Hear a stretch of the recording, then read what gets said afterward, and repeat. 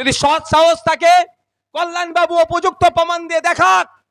যখন পার্লামেন্টে সিএর bill pass হচ্ছিল তখন তিনি সিএর বিরুদ্ধে ভোট দিয়েছিলেন, অর্থাৎ বিজেপির বিরুদ্ধে ভোট দিয়েছিলেন। তার ডকুমেন্টসটা পাবলিক ডোমিনে নিয়ে আসুক। ধন্যবাদ। জগৎবল্লভপুর বিধানসভা কমিটির উদ্যোগে অষ্টাদশ নির্বাচনে আমরা অংশগ্রহণ করেছি। আমাদের পার্টির তথা ইন্ডিয়ান সেকুলার ফ্রন্ট আইএসএফের মনোনীত প্রার্থী শাহরিয়ার ভাইয়ের সমর্থনে এই জনসভাকে তারা সাফল্যের উচ্চ শিখরে নিয়ে যেতে সক্ষম হয়েছে। ধন্যবাদ জানাবো দীর্ঘক্ষণ ধরে যারা এখানে উপস্থিত আছেন, অর্থাৎ দর্শক বন্ধু যারা আছেন, তাদের মূল্যবান সময় দিয়ে এই জনসভাকে আপনারা সাফল্যের উচ্চ শিখরে পৌঁছাতে সহযোগিতা করেছেন। ধন্যবাদ জানাবো রাজ্য কমিটি নেতৃত্ব, জেলা কমিটি নেতৃত্ব এবং ব্লক কমিটি যে সমস্ত নেতৃত্বরা এসেছেন। আরও ধন্যবাদ জানাবো সাংবাদিক বন্ধুসহ প্রশাসনের বন্ধুদেরকে। দেখুন, সময় স্বল্প। আগামী মাসের 20 তারিখে ইলেকশন আসছে। নির্বাচনটা কি আসছে? আপনার পঞ্চায়েতকে জিতবে সেটা নয়, সমিতি কাদের দায়িত্ব থাকবে সেটা নয়, দেশ পরিচালনা করবেন 543 জনের মধ্যে থেকে একজনকে আমরা তাকিয়ে নির্বাচন করে আমরা এই শ্রীরামপুর লোকসভার মধ্য থেকে আমরা পাঠাতে পারবো। তার নির্বাচন, অর্থাৎ যে পার্লামেন্টে 543 জন মিলে আইন তৈরি করবেন, যে আইনটা জনগণের পক্ষে হবে, যে আইনটা কৃষকের পক্ষে হবে, যে আইন জনবিরোধী হবে তার বিরোধিতা করবে, এমন এক লক্ষ্যে আমরা এই 16 লক্ষ মানুষের মধ্য থেকে আমরা নির্বাচিত করে পার্লামেন্টে পাঠাবো। কিন্তু দুঃখের বিষয়, আমাদের মধ্যে এমনভাবে ভুল মিথ্যার আশ্রয় নিয়ে এমন ক্যাম্পেইন করছে, আমরা বিগত 3 বার যেভাবে মুখ থুবড়ে পড়লাম, যাকে পার্লামেন্টে পাঠালাম, আমাদের অভাব অভিযোগের কথা, আমাদের চাওয়া পাওয়ার কথা, আমাদের রুজি রুটির কথা, আমরা ডে লেবার, আমরা কৃষক, আমরা শ্রমজীবী মানুষ, আমাদের মিনিমাম ওয়েজেসটা যাতে ঠিকঠাক করে হয়, দিনের শেষে আমরা নাগরিক, আমাদের অধিকারটা যাতে আমরা ঠিক মতো বুঝে পাই, তার কাজের জন্য পার্লামেন্টে পাঠালাম।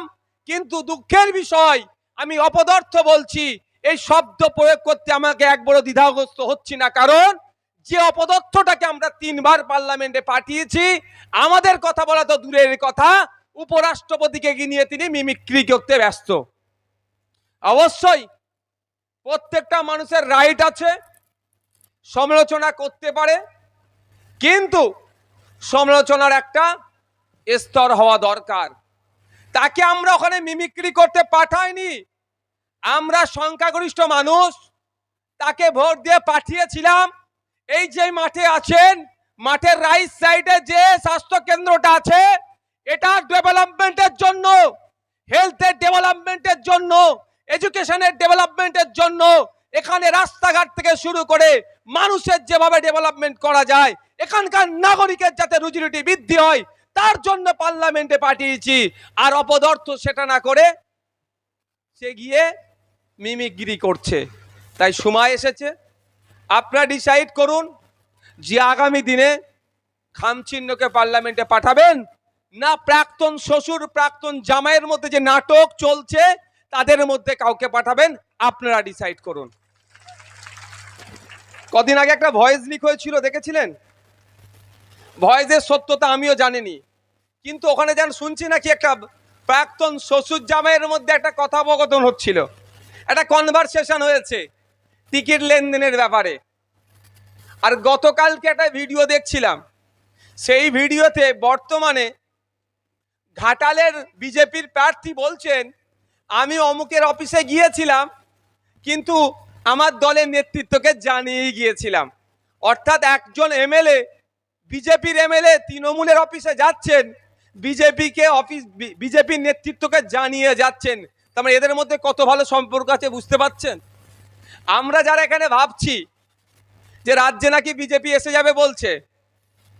বিজেপিকে আটকানোর জন্য নাকি তৃণমূলই যথেষ্ট। তাদের বলছি একটু দেখুন, কৃষ্ণ কল্যাণী বাবু, বিশ্বজিৎ দাস মহাশয় বিজেপির তিনি এমএলএ, আর তৃণমূলের হয়ে তিনি প্রতিদ্বন্দ্বিতা করছেন এমপি ক্যান্ডিডেট হয়ে বনগাঁতে। কৃষ্ণ কল্যাণী বাবু বিজেপির তিনি এমএলএ, রায়গঞ্জ সিট থেকে তৃণমূলের হয়ে তিনি প্রতিদ্বন্দ্বিতা করছেন। এদের যখন যে লিডারের প্রয়োজন হয় আদান প্রদান করে, আর এদিকে প্রাক্তন শ্বশুর জামাই মিলে বাংলা নয় শুধু। আর আপনার একটু যদি ফিরে আসি, আমাদের শ্রীরামপুরের মানুষকে ফুল বানানোর চেষ্টা করছে। তাই শ্রীরামপুরবাসীর কাজ হবে, জগৎবল্লভপুরবাসীর কাজ হবে, এই বর্গেছিয়াবাসীর কাজ হবে এই প্রাক্তন শ্বশুর জামাইকেও আমাদের পক্ষ থেকে একটা করে গোলাপ ফুল দিয়ে সাইড লাইনে বসিয়ে রাখা, রিজার্ভ বেঞ্চে বসিয়ে দেওয়া। লাভটা কি হবে? এমপির কাজটা কি? শুধুমাত্র রাজধানী করে বা ফ্লাইটে চড়ে দিল্লি গিয়ে সই করে তার সাম্মানিক ভাতাটা নেওয়া? এই এমপিকে চ্যালেঞ্জ করে বলছি, যিনি বিদায়ী এমপি বর্তমান তৃণমূল কংগ্রেসের যিনি প্রার্থী হয়েছেন, তার দলের নেতা কর্মীরা মাইকের আওয়াজ অনেক দূরে আছে, তারা শুনছেন। তাদের মাধ্যমে এমপি মহাশয়ের কাছে আমি খবর পাঠাতে চাই, বিধানসভায় তো বিধানসভা টিভি নাই, সংযুক্ত মোর্চা তথা আইএসএফ একটা বিধায়ক বাকি 43টার ওপরে কিভাবে কথা বলে, বাকি 293টার ওপরে কিভাবে কথা বলে, জনগণের অধিকারের নিয়ে ভাঙড়বাসীর চাওয়া পাওয়া অভিযোগের কথা কিভাবে এখানে পার্লামেন্ট বিধানসভার মধ্যে তুলছে, সেটা তো আপনারা দেখাবার সুব্যবস্থা করেননি। কিন্তু আমরা প্রত্যেকেই জানি পার্লামেন্ট টিভি আছে, পার্লামেন্টের মধ্যে আমরা যে সমস্ত প্রার্থীদেরকে জিতিয়ে পার্লামেন্টে পাঠিয়েছি তাদের ভূমিকা কি আমরা পার্লামেন্ট টিভির মাধ্যমে দেখতে পাবো। আমাদের এখান থেকে যাদেরকে পাঠিয়েছিলাম 2019 সালে সিএ এর ভয় দেখিয়ে আমাদের ভোট যারা লুট করেছিল, যখন সিএ এর আইন পাস হয়েছিল, পার্লামেন্টে এখানকার যিনি বিদায়ী এমপি তিনি কিনার নামটা কি ভুলে যাচ্ছি গো, দেখতেই পাই না, নামটা কি মনে থাকবে, খুঁজে পান কি নাম?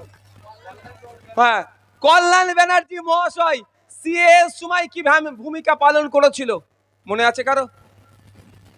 আমরা তো শুনেছি 8 জন এমপি ভোট দেয়নি, তাই তো? এর থেকে বেশি শুনিনি। তো আমাদের কল্যাণ বাবু যখন সিএ নিয়ে ডিবেট হচ্ছিল তখন কি ভূমিকা পালন করেছে, নিশ্চিতভাবে একটা ভিডিও ফুটেজ মার্কেটে ছাড়ুক। আপনাদের বলে রাখছি, এই কল্যাণ বাবুর কথা বলছি, খোঁজ নিলে দেখা যাবে যখন ভোটাভুটি হচ্ছিল 8 জন তো কল্যাণ বাবুদের টিমের ভোট দেয়নি, কিন্তু কল্যাণ বাবুর ভোটটা সিএ এর বিপক্ষে গিয়েছে না সিএ এর পক্ষে গিয়েছে তার জবাবটাও কল্যাণ বাবুকে দিতে হবে। খোঁজ নিলে হয়তো দেখা যাবে মমতা ব্যানার্জির খুব কাছের মানুষ কল্যাণ বাবু, তার মমতা ব্যানার্জিকে তার ভাইপোকে বাঁচানোর জন্য যেভাবে 8 জনকে ভোটদান থেকে বিরত রেখেছিল, হয়তো কল্যাণ বাবুকে দিয়েই বিজেপির পক্ষে ভোটটা দিয়েছে, সিএ এর বিপক্ষে দেয়নি, সিএ এর পক্ষে দিয়েছে।